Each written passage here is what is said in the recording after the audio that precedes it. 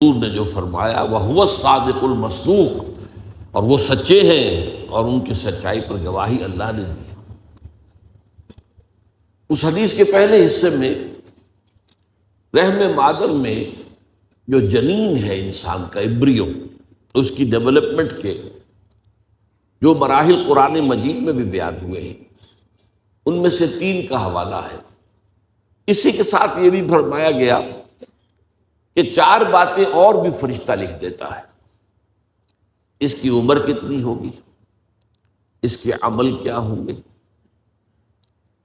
اس کو کیا کچھ دنیا میں ملے گا، رزق کتنا ملے گا، زندگی کتنی ہوگی، وہ شقی ہوگا یا سعید ہوگا، سعادت مند ہوگا بالآخر یا یہ کہ شقی ہوگا، بدبخت ہوگا۔ اس کے بارے میں نے عرض کیا تھا کہ یہاں کتاب سے مراد جو ہے، لکھنے سے مراد، اور یہ کتاب وہ ہے جو اللہ تعالیٰ کی قدیم کتاب، اس کتاب سے مراد ہے اللہ کا علم قدیم، وہ علم ہمیشہ سے ہے۔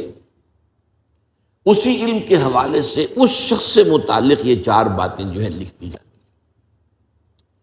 اب اس کو سمجھنا چاہیے، اصل میں جو بات مسئلہ تقدیر کے سمجھنے میں، جو یوں سمجھیے کہ ایک بہت آسان فارمولہ ہے اگر سمجھنا چاہے انسان، اور یہ میں عرض کر چکا ہوں کہ سمجھنا چاہیں گے تو سمجھ جائیں گے، تفصیل میں جائیں گے تو الجھ جائیں گے، اور مناظرہ اور مباحثہ کریں گے تو گمراہ ہو جائیں گے۔ چنانچہ اسی پر میں حدیث آپ کو سنا چکا ہوں کہ ایک مرتبہ حضرت ابو ہریرہ فرماتے ہیں کہ حضور صلی اللہ علیہ وسلم برآمد ہوئے اپنے حجرے سے، اور ہم مسجد کے گوشے میں بیٹھے ہوئے تقدیر کے بارے میں بحث کر رہے تھے، تو آپ شدید ناراض ہوئے، اور اس قدر آپ کا چہرہ مبارک غصے کی وجہ سے سرخ ہو گیا کہ ایسے محسوس ہوا جیسا آپ کے گالوں میں انار کا رس جو ہے وہ ڈال دیا گیا ہے، وہ اس کے اوپر بہا دیا گیا، وہ سرخ قندھاری انار، اس کا تصور کیجیے، وہ عام انار نہیں جس کے اندر وہ رنگ نہیں ہوتا۔ پھر آپ نے فرمایا غصے سے، کیا تمہیں اس بات کا حکم دیا گیا؟ کیا مجھے تمہاری طرف اسی کام کے لیے بھیجا گیا کہ اس مسئلے میں تم بحث کرو؟ عزمت علیکم، میں تاکید کر رہا ہوں اس مسئلے میں بحث سے گریز کرو، بحث مت کرو۔ تو یہ مسئلہ اگرچہ اس اعتبار سے بڑا مشکل ہے، اگرچہ سمجھنا چاہیں تو سمجھ سکتے ہیں، لیکن میں ایک اور حدیث بھی آپ کو سنا دوں، اس پر ایمان کس قدر لازم ہے۔ یہ ایک تابعی ہے حضرت ابن الدیلمی رحمۃ اللہ علیہ، وہ فرماتے ہیں، طویل حدیث ہے، میں اس کا خلاصہ بیان کر رہا ہوں، کہ میرے دل میں تقدیر کے بارے میں کچھ وسوسے پیدا ہوئے، تو میں نے جو بھی کبار صحابہ اس وقت زندہ تھے، بقید حیات تھے، ان سب سے ملاقات کی۔ ابی ابن کعب رضی اللہ تعالی عنہ، جن کے بارے میں حضور نے فرمایا ہے کہ اقرأہم ابی ابن کعب، میرے صحابہ میں قرآن کا سب سے بڑا عالم ابی ابن کعب۔ ان کے علاوہ عبداللہ ابن مسعود کے پاس بھی میں گیا رضی اللہ تعالیٰ عنہ، جن کی حدیث ہم پڑھ رہے ہیں۔ حذیفہ بن یمان کے پاس میں گیا رضی اللہ تعالیٰ عنہ۔ ان سب نے ایک بات یہ کہی کہ دیکھو، ایک بات تو یہ جان لو کہ اللہ تعالیٰ کی قدرت سب شے پر حاوی ہے۔ اللہ تعالیٰ اگر لو ان اللہ عذب اہل سماواتہ و اہل ارضہ عذبہم وہو غیر ظالم لہم، اللہ اگر تمام آسمان والوں کو اور تمام زمین والوں کو عذاب دے تو اسے عذاب دینے کا حق حاصل ہے، وہ عذاب دے سکتا ہے بغیر اس کے کہ ہم کہیں کہ وہ ظالم ہے۔ تمام زمین والے اور تمام آسمان والوں میں تو نیکوکار بھی آ گئے۔ یہ اصل میں ایک بڑا اہم مسئلہ ہے کہ جو ہمارے اور معتزلہ کے درمیان مختلف فی ہے۔ معتزلہ ہی کے انداز میں اہل تشیع کا عقیدہ بھی ہے کہ اللہ پر عدل واجب ہے، اہل سنت کے نزدیک اللہ پر کوئی شے واجب نہیں، اللہ کا اختیار مطلق ہے، جو چاہے کرے۔ چنانچہ وہ ظالم کو معاف کر سکتا ہے جب چاہے، اور وہ کسی اچھے آدمی کو عذاب دے سکتا ہے جب چاہے. یغفر لمن یشاء ویعذب من یشاء واللہ علی کل شیء قدیر. یہ سورہ بقرہ کی آخری آیت میں ہے کہ آیات میں سے ہے، لاسٹ بٹ 2، لاسٹ بٹ 3 آیت میں. اس اعتبار سے اللہ کا ایک تو اختیار مطلق ہے. پھر میں زید ابن ثابت کے پاس گیا تو انہوں نے یہی بات مرفوعاً بیان کی کہ میں نے خود حضور سے سنی ہے یہ بات. باقی 3 صحابہ کے بارے میں تو وہ کہتے ہیں کہ انہوں نے گویا کہ اپنی رائے کا اظہار کیا. اور اگر اللہ تعالیٰ چاہے لو رحمہم، تمام آسمان والوں اور تمام زمین والوں کو بخش دے اور رحم کرے، لکانت رحمتہ خیرا لہم من اعمالہم، تو اس کی رحمت جو ہے وہ یقیناً لوگوں کے اعمال سے بہت بالا ہے، بلند و برتر ہے. تو جو چاہے کرے. وہ ابو جہل کو بخش دے، کون اعتراض کر سکے گا؟ اور وہ کسی سے بڑے شخص کو جو ہے وہ عذاب دے، کون اعتراض کر سکتا ہے؟ اس اعتبار سے پھر انہوں نے فرمایا وَلَوْ أَنفَقْتَ مِثْلَ أُحَدٍ ذَهَبًا، اور دیکھو ابن الدیلمی جان لو، اگر تم احد کے پہاڑ کے برابر سونا اللہ کی راہ میں خرچ کرو گے، فی سبیل اللہ، ما قبل اللہ منک حتی یؤمن بالقدر، اللہ تعالیٰ اسے تم سے قبول نہیں کرے گا جب تک کہ تم تقدیر پر ایمان نہیں رکھو. اور اس کے بعد فرمایا اعلم، جان لو، انما اصابک لم یکن لیخطئک، جو چیز تم پر واقع ہوتی ہے، کوئی تکلیف آتی ہے، کوئی حادثہ پیش آتا ہے، وہ تم سے ٹلنے والا تھا ہی نہیں. مطلب یہ کہ تم سوچو کاش میں یوں نہ کرتا، یوں کر دیتا، اگر یہ ہو جاتا، وہ ہو جاتا تو میں بچ جاتا. نہیں، وہ تو آنے والی بات تھی. وہ اللہ کی کتاب، وہ اللہ تعالیٰ کے علم قدیم کے اندر پہلے سے لکھا ہوا تھا، تو موجود ہے، تو وہ تو آنی ہی آنی تھی. وَأَنَّمَا أَخْطَأَكَ لَمْ يَكُنْ لِيُصِيبَكَ، اور جو چیز کہ تم سے چھوٹ گئی، جاتی رہی، تمہارے ہاتھ سے نکل گئی، ممکن ہی نہیں تھا کہ وہ تمہیں ملتی، وہ اللہ تعالیٰ کا وہ جو علم قدیم ہے اس کے اندر پہلے سے طے ہے. وَلَوْ مِتَّ عَلَىٰ غَيْرِ هَٰذَا لَدَخَلْتَ النَّارَ، اگر دیکھو تم غور سے سن لو، اگر اس عقیدے کے سوا کسی اور پر تمہاری موت واقع ہوئی تو جہنم میں داخل ہو جاؤ. تو یہ اس ایمان بالقدر کی اہمیت کا معاملہ. اب اس کے لیے جو میں کہہ رہا تھا کہ ایک فارمولہ جو سمجھ میں آ سکتا ہے وہ یہ ہے، انگریزی کی جو اصطلاحات کے حوالے سے پہلے میں واضح کروں گا وہ ذرا زیادہ واضح ہے. ایک ہے پری نالج، کسی چیز کا علم پہلے سے ہونا. ایک ہے پری ڈیسٹینیشن، کسی شے کا پہلے سے طے پا جانا.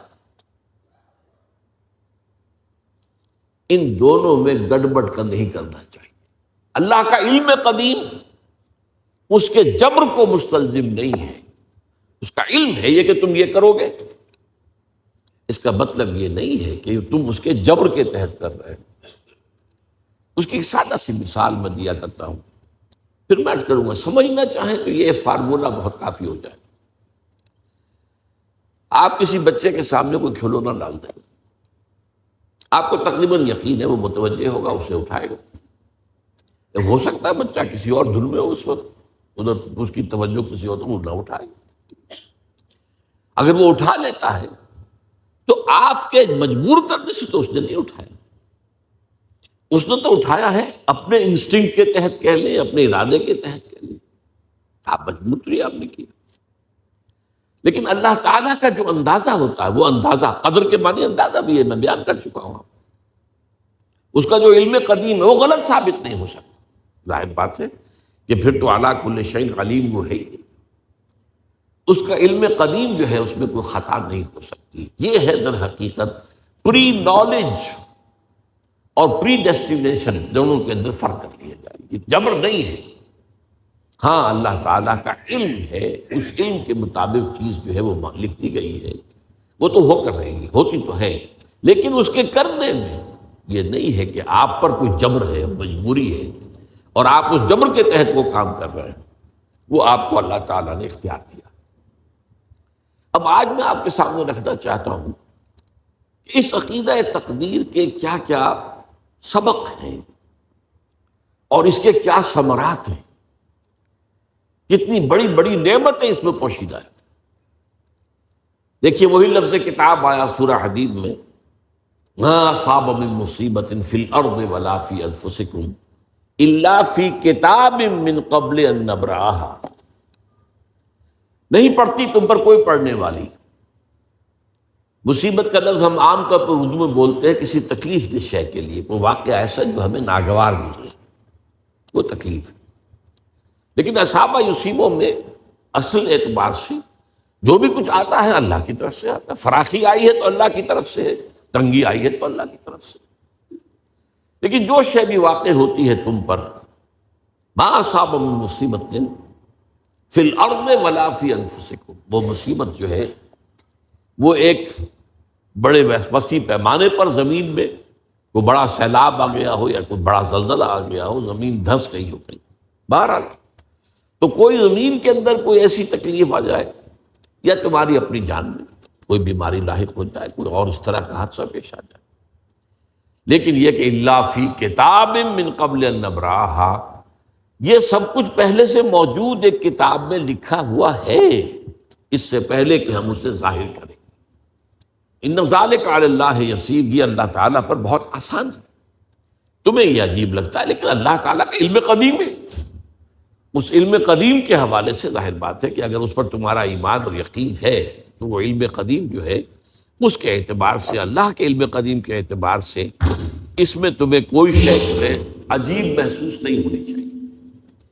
اب اس کا جو نتیجہ نکلتا ہے دیکھیے، لِكَيْ لَا تَأْسَوْا عَلَىٰ مَا فَاتَكُمْ وَلَا تَفْرَحُوا بِمَا آتَاكُمْ، تاکہ تم رنج اور غم نہ کیا کرو اس چیز پر جو تمہارے ہاتھ سے جاتی رہی، اور اترایا نہ کرو اس چیز پر جو اللہ تمہیں دے دے۔ یہ ہے انسان کا معاملہ۔ تکلیف آئی، کوئی مصیبت آ گئی تو مایوس ہو گیا، بددل ہو گیا، افسردہ ہو گیا، فرسٹریشن ہو گئی، اس سے بھی آگے جھنجھلاہٹ ہوئی، کیوں ہوا، کیسے ہوا، نہیں ہونا چاہیے تھا۔ یہ ساری کیفیتیں جو ہے رنج و غم اور محن، اور اسی طریقے سے جھنجھلاہٹ۔ اب فرض کیجئے کہ آپ پر کوئی جو تکلیف ہے کسی دوسرے شخص کے ذریعے سے آئی، کسی نے آپ کو تکلیف پہنچی، اب اس پر جو غصہ آئے گا، جو انتقامی کیفیات پیدا ہوں، یہ سب کی سب ختم ہو جاتی ہے جب یہ بات سامنے آئے کہ یہ تو اللہ کی طرف سے تھا، آنا ہی تھا۔ اب یہ غم، غصہ، رنج، محن، جھنجھلاہٹ، فرسٹریشن، سب کا معاملہ ختم۔ یہ جو ہماری ذہنی بیماریاں ہیں اس دور کے اندر جو سب سے زیادہ عام ہو چکی ہیں، خاص طور پر کھاتے پیتے لوگ جو ہے، مترفین جو ہے ان کے اندر، اس میں اصل دخل تو اسی کو ہوتا ہے۔ فرسٹریشن ہو رہی، غصہ آ رہا۔ اب دیکھیے اگر یہ یقین ہو، اس کا یہ مطلب نہیں ہے کہ اگر کسی نے آپ پر زیادتی کی ہے تو آپ بدلہ نہ لیں، یہ دوسری بات ہے۔ یہ تو اصل میں اس دنیا کا نظام کو قائم رکھنے کا ایک ذریعہ ہے۔ کسی نے آپ پر زیادتی کی، اب اگر آپ انتقام لینے پر قادر ہیں تو آپ کے سامنے دو راستے کھلے، اگر قادر ہیں۔ اگر قادر ہی نہیں ہے تو کیا کریں گے؟ کچھ بھی نہیں۔ اگر قادر نہیں ہے تو پھر تو قہر درویش بر جانے درویش، مشہور مقولہ ہے۔ اندر ہی اندر آپ غم اور کریں گے، صدمہ ہوگا، رنج ہوگا، وہ جب جو بھی کچھ ہوگا جو میں نے بیان کیا، لیکن کر تو کچھ نہیں سکتے۔ لیکن اگر آپ انتقام پر قادر ہیں تو اب دو راستے کھلے، آپشنز ہیں۔ چاہیں تو آپ اسے معاف کر دیں اور چاہیں تو آپ اس سے بدلہ لے لیں۔ اور دیکھیے قرآن اتنی فطرت انسانی سے قریب تر اور اتنی متوازن کتاب ہے، ان دونوں کا جواز موجود ہے، بلکہ دونوں کی اپنی اپنی جگہ حکمت ہے۔ ان تعفوا وتصفحوا وتغفروا، اگر تم معاف کر دو، بخش دو، درگزر سے کام لو، تو ایک مقام پر آیا ہے تو یہ تمہارے لیے ذالک خیر لکم، وہ تمہارے لیے بہتر ہے۔ اس سے روحانی ترقی ہوگی کہ آپ کوئی انتقام لے سکتے تھے، آپ نے نہیں لیا، معاف کر دیا، روحانی ترقی۔ لیکن دوسری طرف اس میں ایک اندیشہ ہے کہ اس کو کچھ اور شرارت کرنے کی ہمت اس کی بندھے گی۔ ایک شخص نے آج آپ کو تھپڑ مارا ہے، جوابی تھپڑ رسید ہو گیا ہے تو آگے کے لیے ہوش ہو جائے گی، اور نہیں تو پھر ہو سکتا ہے کل کسی اور کو مارے۔ تو یہ قصاص جو ہے، وَلَكُمْ فِي الْقِصَاصِ حَيَاتٌ يَا أُولِي الْأَلْبَابِ، قصاص میں تمہارے لیے زندگی ہے، اس لیے کہ نظام جو ہے دنیا کا وہ قصاص کے بغیر نہیں چلے گا۔ اس قصاصی کا ایک نظام جو ہے نا، جو ہم نے قائم کیا اپنے طور پر، یہ پولیس کس لیے ہے اور جیلیں کس لیے ہیں اور پھانسی کے تختے کس لیے ہیں، یہ سب اسی لیے تو ہے کہ اگر یہ نہ ہو تو جو بدماش اور شریر اور غنڈے ہیں، ہم ان کی تو گویا کہ اب یہ دوسری بات ہے کہ ہمارے ہاں کرپشن کی وجہ سے یہ چیزیں اتنی مؤثر نہیں رہی ہیں، لیکن بہرحال نظام تو اسی لیے بنایا گیا نا، ہر دنیا کی ہر جگہ پر یہ نظام موجود ہے۔ تو قصاص اور انتقام دونوں چیزیں جو ہے آپ کے لیے آپشن ہے، لیکن یہ ہے کہ اتنا غصہ اس شخص پر نہیں آئے گا جس نے یہ کام کیا ہے آپ کے ساتھ۔ ذاتی طور پر اس کے خلاف غصہ اس وقت آتا ہے جب آپ یہ سمجھیں اس نے اپنی مرضی سے کیا ہے، نہیں، یہ تو اللہ تعالیٰ کی طرف سے نہیں تھا، لیکن بہرحال اس نے کیا ہے تو آپ اس سے انتقام لینے میں حق بجانب ہوں گے، اور انتقام کے اندر جو ہے وہ دنیا کا نظام ہے۔ میں ایک اس کا واقعہ سنایا کرتا ہوں، واقعہ ہے یا کہانی سمجھ لیجیے، کہ ایک شخص درویش جا رہا تھا کہتے ہوئے جو رب کرے سو ہو، جو رب کرے سو ہو۔ ایک شخص نے اٹھا کے اسے پتھر مارا، سر پر لگ گیا۔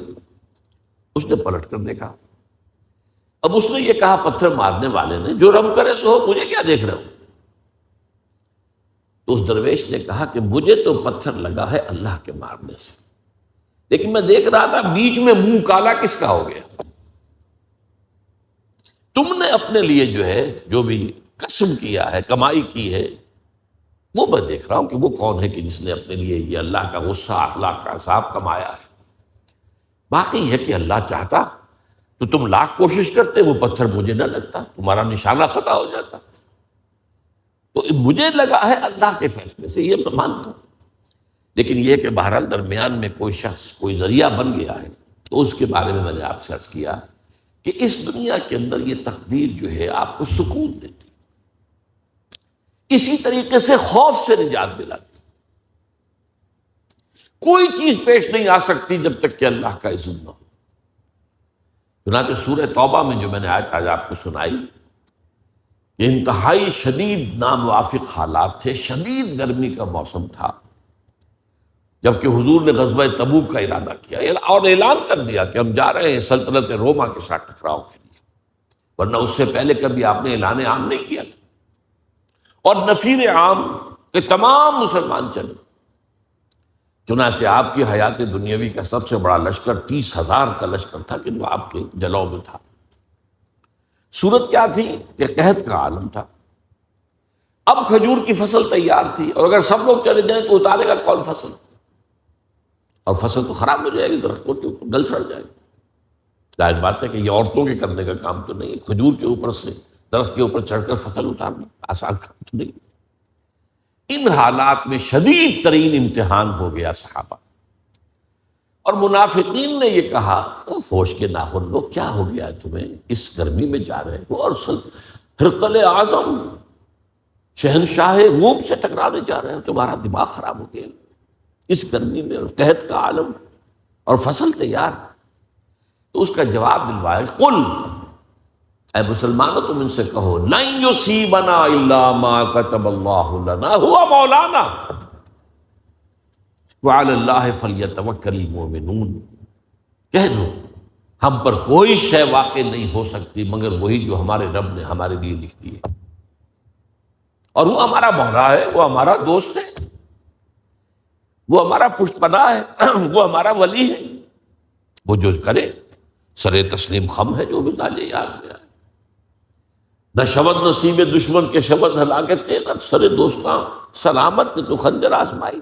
اللہ کی طرف سے جو آئے وہ ہمارے لیے، ہم اس کو، وہ خوش آئند ہے، چاہے ہمیں ناگوار محسوس ہو وقتی طور پر، جسمانی طور پر، مادی طور پر تکلیف ہو تکلیف، لیکن یہ کہ وہ اللہ تعالیٰ کی طرف سے ہے اور ہمارے لیے قابل قبول۔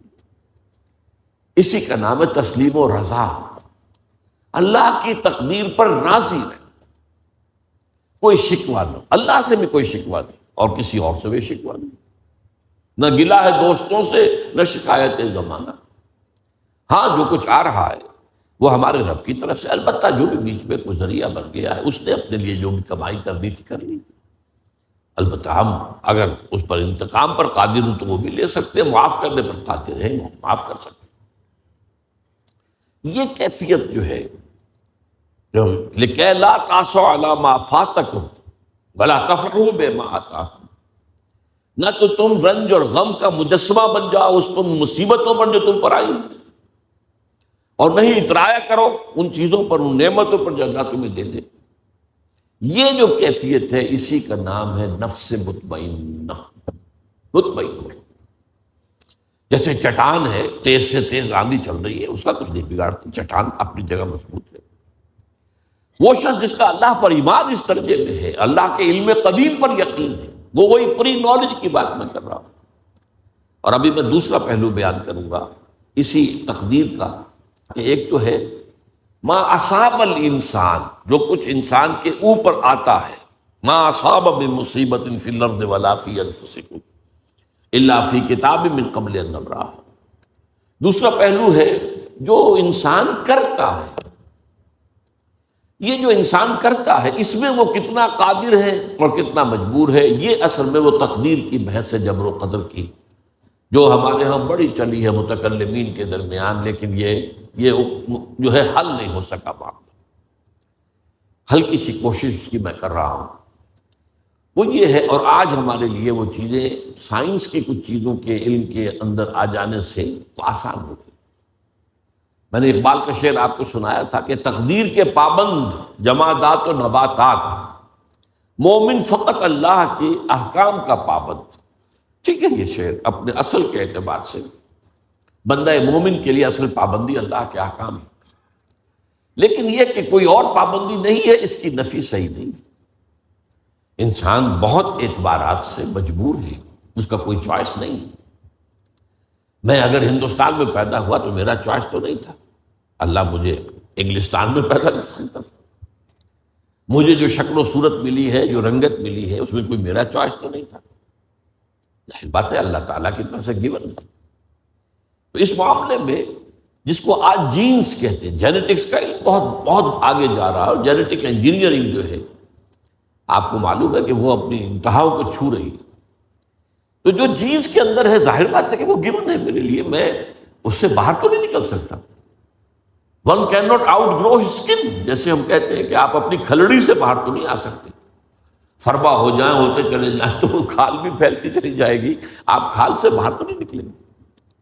تو یہ جینز، اور نمبر 2 بالکل زندگی کے ابتدائی دور میں ماں کی گود میں اور گھر کے ابتدائی ماحول میں جو اثرات مترتب ہوتے ہیں نفسیاتی طور پر، یہ مستقل ہوتے ہیں۔ ان دونوں کو ضرب دے دیجئے تو جینیٹک جو بھی آپ کی وراثت اور جو ماحول کے اثرات ہیں، اس سے ایک شاکلہ وجود میں آتا ہے۔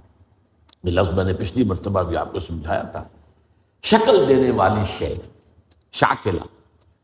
اور یہ ہمارے مستری لوگ استعمال کرتے ہیں اس کو، پیٹرن۔ آپ کو کوئی دھات ڈھال کر کوئی شے بنانی ہے، پہلے اس کا سانچہ بنائے، سانچے سے اندر سے دھات جو ہے ادھر ادھر تو نہیں جائے گی، اس سانچے کے مطابق ڈھل جائے گی۔ یہ شاکلہ، ہمارے مستری کہتے ہیں پیٹرن بناؤ پہلے، وہ اصل میں پیٹرن جو انگریزی کا لفظ ہے اس کی جو ہے وہ بگڑی ہوئی شکل۔ لیکن اس شاکلہ کا مطلب ہمارے جدید جو ہیں ماہرین نفسیات، ان میں سے میکڈوگل کو بہت بڑا دھوکہ لگا ہے۔ وہ کہتا ہے انسانی شخصیت پوری کی پوری صرف اسی پر مبنی ہے، نو فری چوائس۔ یہ دکھاوا ہے کہ میں یہ خود کر رہا ہوں، کہاں کر رہا ہوں؟ تمہارے جینز میں تھا اس لیے کر رہے، تمہاری ابتدائی تعلیم اور تربیت کے اندر تھا اس لیے کر رہے، تم سمجھ رہے ہو میں کر رہا ہوں۔ لیکن قرآن اس کی نفی کرتا ہے۔ اس پیٹرن کے ہوتے ہوئے بھی اس کے اندر انسان کو ایک اختیار ملتا ہے، اما شاکرم و اما کفورا، یہ چانس تمہارا ہے، اس کے اندر رہتے ہیں۔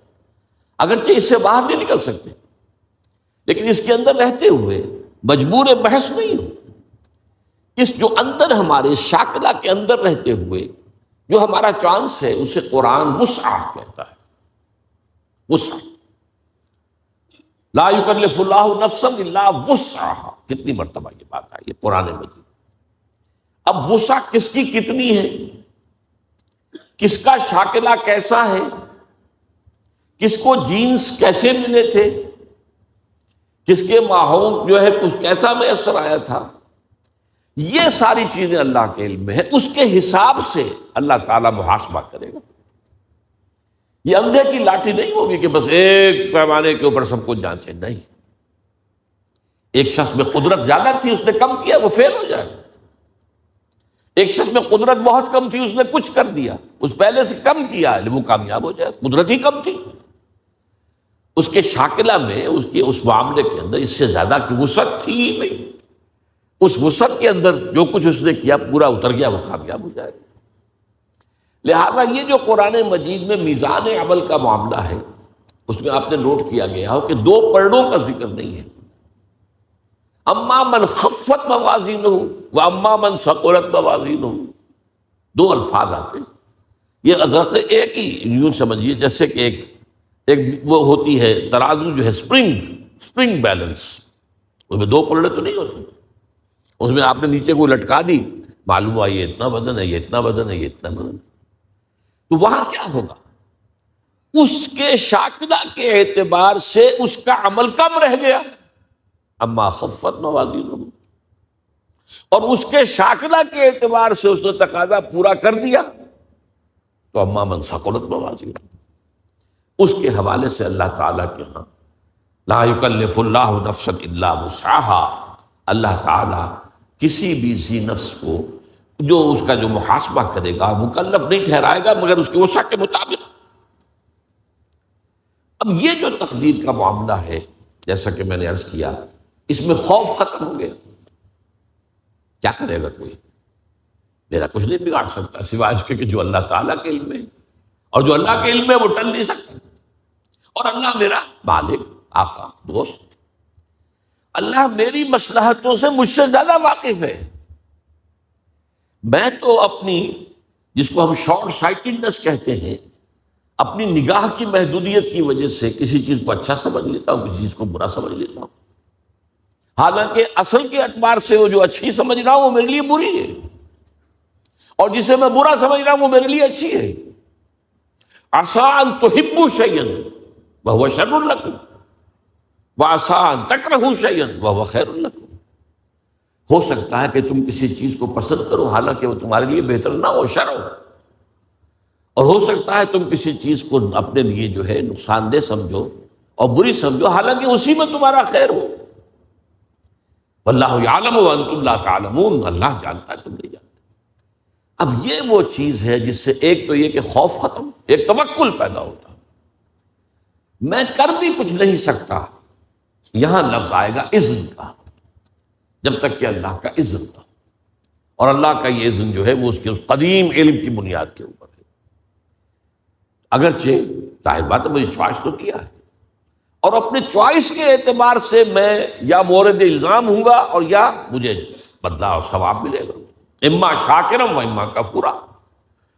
شکر کی روش اختیار کروں گا تو اللہ تعالیٰ کی طرف سے اجر و ثواب ملے گا، کفر اور کفران نعمت کا رویہ اختیار کروں گا تو اللہ تعالیٰ کی طرف سے سزا ملے گی۔ لیکن ظاہر بات ہے، ایک جگہ فرمایا ان ربی بما تعملون محیط، یہ اللہ تعالیٰ کی صفت قدرت کا معاملہ، علی کل شیء قدیر ہے اللہ۔ تو جیسا کہ میں نے عرض کیا، اس کی قدرت و اختیار کا ایک پہلو وہ تھا جس کو چاہے عذاب دے، جس کو چاہے معاف کر دے، یغفر لمن یشاء ویعذب من یشاء۔ اور اگر میں یہ سمجھوں کہ میں اپنی کوشش اور محنت سے صرف کوئی کام کر سکتا ہوں تو بھی دھوکے میں آ گیا۔ میری اس قدر کے مقابلے میں، میری اس قدرت کے مقابلے میں میرا احاطہ کیے ہوئے اللہ کی قدرت، میں اس اللہ کی قدرت سے باہر تو نہیں جا سکتا۔ اس پہلو سے یہ بات بھی جان لو کہ کسی شے پر توکل مت کرو، وما تشاءون الا ان یشاء اللہ، صرف تمہارے چاہنے سے کچھ نہیں ہوگا جب تک کہ اللہ نہ چاہے۔ اسی کو ہم کہتے ہیں توفیق۔ ایک تو اذن رب، اچھا تم جانا چاہتے ہو نماز پڑھنے جاؤ، اللہ کا اذن ہے، لیکن تم نے ارادہ کیا تھا نا، اس پر تمہیں ثواب ملے گا۔ اللہ نہ چاہے تو تمہارا ایک قدم بھی نہیں اٹھ سکتا. تو پہلا قدم اٹھانا چاہو اور اسی وقت جو ہے فالج گر جائے تمہاری ٹانگ پر. تو یہ جو کچھ ہے اس نے رب سے. اچھا تم چوری کرنا چاہتے ہو جاؤ، تمہارے چوائس ہے، لیکن ظاہر بات ہے کہ اس پر جو ہے تمہاری پکڑ ہوگی، لیکن یہ ہے تمہارا فیصلہ. اللہ راستہ آسان کر دے گا تمہارے لیے، چوری کا راستہ آسان کر دے گا. جاؤ فَسَنُيَسِّرُهُ لِلْيُسْرَىٰ وَسَنُيَسِّرُهُ لِلْعُسْرَىٰ. جو نیکی کے راستے پر چلنا چاہتا ہے ہم اسے سہج سہج سہج سہج وہ سب سے بڑی آسانی جو ہے یعنی جنت وہاں پہنچا دیں گے. اور جو برائی کا راستہ اختیار کرتا ہے فَسَنُيَسِّرُهُ لِلْعُسْرَىٰ، اللہ اسے آہستہ آہستہ العسرا میں پہنچا دے گا. تو توفیق رب، اذن رب، توفیق رب کے بغیر میں کچھ نہیں کر سکتا. اسی سے پھر اسی کے بطن سے توکل جنم دیتا ہے. میرے پاس سارے اسباب و وسائل جمع ہیں. رات کو میرا فیصلہ ہے کہ صبح میں نے سفر کرنا ہے، اسلام آباد جانا ہے، گاڑی کی میں نے چیکنگ کروا لی ہے، سب کچھ ہو گیا ہے، اس کے تیل ویل دیکھ لیے، ٹھیک ٹھاک ہے، پیٹرول کی ٹنکی بھی فل ہے. لیکن اگر آپ نے سمجھا کہ میں چلا جاؤں گا تو آپ دھوکے میں، فریب میں. سورہ کہف میں اس کا نقشہ کھینچا گیا. حضور سے فرمایا گیا وَلَا تَقُولَنَّ لِشَيْءٍ إِنِّي فَاعِلٌ ذَلِكَ غَدًا إِلَّا أَن يَشَاءَ اللَّهُ. ہرگز کبھی مت کہنا کہ یہ کام میں کل ضرور کروں گا، مگر اس استثناء کو سامنے رکھتے ہوئے اگر اللہ نے چاہا تو نہیں جا سکتا. مجھے کیا پتا. وہ تو کہتے ہیں نا کہ there's many a slip between the cup and the lip. پہلوانا جب پیالہ تمہارے ہاتھ میں ہے، جب چاہو پی جاؤ دودھ کو، لیکن اس ہاتھ سے لے کر اس لپ تک آنے میں بہت سے مراحل ہیں. اس میں نہ معلوم کتنی مادی قوتیں جو ہیں، فورسز آف دی نیچر جو ہیں اندر موجود ہیں. ان میں سے کوئی انٹروین کر جائے آپ نہیں پی سکتے. there's many a slip between the cup and the lip. تو یہ در حقیقت تقدیر کا دوسرا پہلو. اس کا یہ مطلب نہیں محنت نہ کرو، کوشش کرو، جد و جہد کرو، امکانی حد تک. اگر وہ نہیں کرتے ہو تو تم پکڑے جاؤ گے. لیکن یہ نہ سمجھو کہ تم اللہ تعالیٰ کی قدرت سے آزاد ہو جاؤ گے اور باہر نکل جاؤ گے اور جو چاہو گے کر دو گے. وَمَا تَشَاءُونَ إِلَّا أَن يَشَاءَ اللَّهُ إِنَّ رَبَّكَ، اللہ تعالیٰ رب ہے، إِنَّ رَبِّي بِمَا تَعْمَلُونَ مُحِيطٌ، احاطہ کیے ہوئے. اللہ بما یعملون محیط 2 دفعہ قرآن میں اور 1 مرتبہ تعملون محیط. احاطہ ہے تمہاری اس قدرت سے باہر. جیسا کہ میں نے کہا اللہ تعالیٰ کی قدرت کے وہ چھائی ہوئی. ان اللہ علی کل شیء قدیر، وہ ہر شے کو محیط ہے، گھیرے میں لیے ہوئے. تو یہ ہے در حقیقت وہ ہمارے لیے عقیدہ تقدیر. اس اعتبار سے وہ علم قدیم اور اس میں جو کچھ طے ہے یہ ہمارے لیے سب سے بڑی نعمت ہے. اگر اس کا جو سبق ہے سمجھنے کے لیے تو میں نے کہا صرف ایک فارمولہ کافی ہے، وہ پری نالج ہے، پری ڈیسٹینیشن نہیں. البتہ یہ کہ اس کے اندر انسان کی جو چوائس ہے شاکلہ کے اندر شاکلہ کی حد تک پری ڈیسٹینیشن ہے، لیکن اس شاکلہ کے اندر ایک فری چوائس ہے، اما شاکرا و اما کفورا.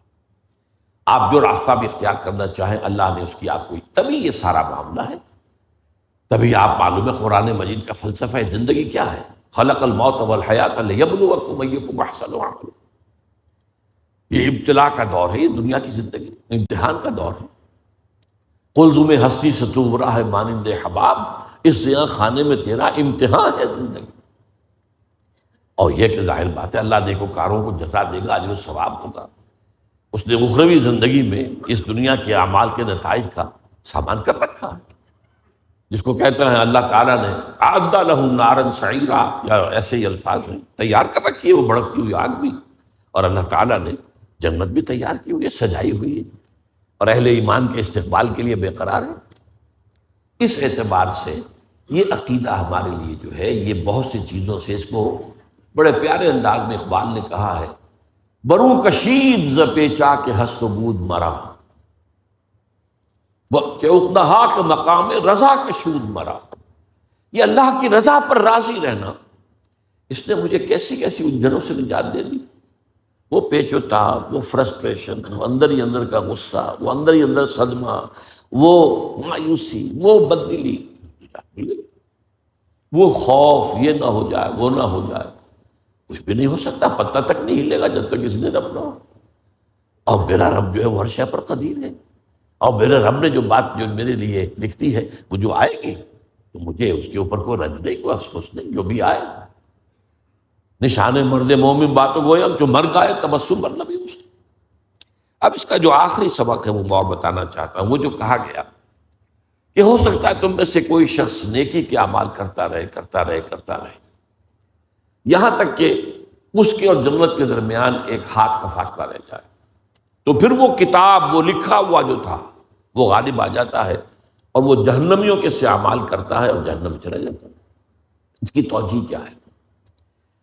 ہو سکتا ہے ایک شخص نے اپنے اوپر ایک مصنوعی لبادہ اوڑھا ہوا ہے، نیکوکاری، اندر اس کی اصل سرشت کچھ اور ہے۔ وَمِنَ النَّاسِ مَن يُعْجِبُكَ قَوْلُهُ فِي الْحَيَاةِ الدُّنْيَا، بہت سے لوگ ہیں جن کی باتیں تمہیں بڑی اچھی لگتی، بڑے چکنی چپڑی باتیں کرتے ہیں یا بڑے اچھے کرتے ہیں، لیکن ان کا اندر کا کردار جو وہ اللہ کو معلوم۔ وَهُوَ أَلَدُّ الْخِصَامِ، وہ تو نہایت جھگڑالو اور حق کا مخالف ہے شدید۔ اذا تولى فی الارض سعی فی خرابها، وہ تخریب کرتا ہے دنیا کے اندر، لیکن اوپر جو ہے لبادہ نیکی کا ہے۔ لیکن ایک وقت آتا ہے کہ وہ لبادہ اتر جاتا ہے، وہ اندھا ہو، وہ جو ہے ننگا ہو جاتا ہے، اور اس کی اصل جو ہے وہ شخصیت، اندرونی شخصیت وہ جو ہے سامنے آ جاتی ہے۔ اسی طرح یہ جو فرمایا گیا کہ ایک شخص ہے کہ جس کو تم دیکھو کہ وہ جہنمیوں کے سے اعمال کر رہا ہے کر رہا ہے کر رہا ہے کر رہا ہے، یہاں تک کہ اس کے اور جہنم کے درمیان ایک ہاتھ کا فاصلہ رہ گیا، پھر اچانک وہ نیکی کے کام کرتا ہے اور جنت میں داخل ہو جاتا ہے۔ اب اس کی توجیہ کیا ہے؟ ایک شخص ہے، دیکھیے، اپنے شاکلہ کے اندر جد و جہد کر رہا ہے نیکی کی، اپنی سسائی کر رہا ہے، کامیابی نہیں ہو رہی ابھی جد و جہد کے اندر، ابھی وہ کامیاب نہیں ہو پا رہا، لیکن یہ اور اس ظاہر بات دیکھنے والوں کو تو یہ نظر آئے گا یہ جہنمیوں کے سے اعمال کر رہا ہے، جب تک کہ اس کے اندر کی شخصیت کے اندر حق کا غلبہ نہ ہو جائے، نیکی کا غلبہ نہ ہو جائے۔ تو یہ جد و جہد جو ہے، اندرونی کشمکش جو ہے ہمارے اندر بھی ہوتی ہے، ہر شخص کے اندر، آپ کو معلوم ہے اس کا قلب بھی ہے، اس کی روح بھی ہے، اس کا ضمیر بھی ہے، کانشنس بھی ہے، اور اس کا نفس امارہ بھی ہے، اڈ بھی ہے، لیبیڈو بھی ہے، اور حیوانی جو ہے انسٹنکٹس بھی، ان میں کشمکش تو جاری رہتی ہے۔ تو ایک شخص جو ہے اس کشمکش میں ہے، لیکن ایک وقت میں آ کر موت سے کچھ پہلے وہ کامیاب ہو جاتا ہے اپنی اس کشمکش کے اندر، اور وہ ٹھیک راستے پر آ جاتا ہے۔ تو یہ جو ہے خواتین کا جو ہے معاملہ جو ہے وہ تو ہوتا ہے، پھر جو اعمال جس پر کہ خاتمہ ہوگا فیصلہ اس کے اعتبار سے ہوگا۔ اس میں ایک اور مسئلہ بھی ہے، چنانچہ وہ حدیث موجود ہے، عن ابی خزانہ عن ابی ہے، قال قلت یا رسول اللہ ارأیت رقن نسترقیہا ودواء نتداوی بہا وتقاۃ نتقیہا هل ترد من قدر اللہ شیئا؟ اے اللہ کے نبی صلی اللہ علیہ وسلم، یہ بتائیے کہ ہم کوئی بیماری پر جھاڑ پھونک کراتے ہیں، اس وقت تک شاید اس کی ممانعت نہ ہوئی ہو، یا کوئی دوا کرتے ہیں، یا یہ کہ ہم کسی شے کے شر سے بچنے کی کوشش کرتے ہیں، تو کیا اس سے اللہ کی تقدیر میں کوئی فرق واقع ہو جائے گا؟